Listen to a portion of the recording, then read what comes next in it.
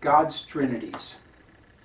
For the last couple millennia, most all Christians have been told that God is actually three persons, three distinct persons, connected so that they are actually just one after all. Sort of like what my pastor described as Siamese triplets.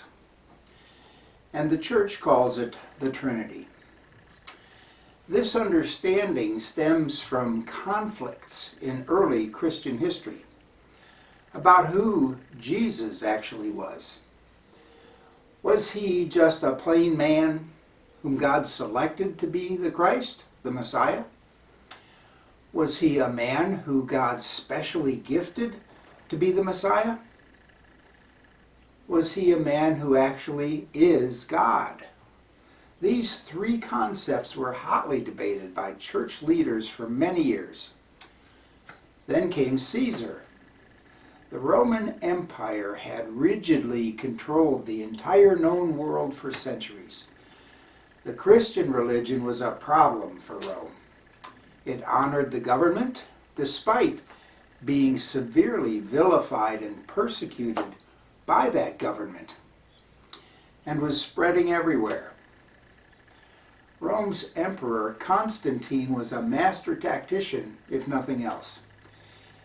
In an historic version of "if you can't beat 'em, join 'em," he declared that the empire would take Christianity as its official and required religion, effectively giving him the ability to shape this otherwise leaderless movement. And shape it he did. He decreed that important people in the growing religion would meet in a town called Nicaea, near Constantinople, the city he named after himself. He told them church leadership had to be like the Roman Empire, requiring unquestioning allegiance to the authority and doctrines decreed by this council and its leaders from here on out. Which is exactly what happened. Roman government had long favored a focused leadership style called a triumvirate, three men who control everything. This fit perfectly with a position some church leaders were already teaching, to clarify their version of what it meant to be the Messiah or the Christ. Thus, the Trinity was born. Born and pushed through by imperial edict, banishing any competing ideas, burning copies of any works that were to the contrary, threatening to burn opponents at the stake and in the fires of hell. Ever since then, church dogma has required belief in and loyalty to a Jesus who is the same as and equal to both God the Father and his Holy Spirit. All three being individually infinitely powerful, infinitely knowledgeable, and collectively eternally in control of everything. But in the real world, man's power-sharing arrangements are inherently unstable. Almost always, one person takes over, as the Roman triumvirate model would repeatedly collapse into the next Caesar. The Trinity model has had the same predictable degeneration. Evangelical churches nowadays mostly have segued into Jesus worship, with only occasional lip service to the other two of the triplets. God might have preferred one of the other options that Constantine's church council outlawed.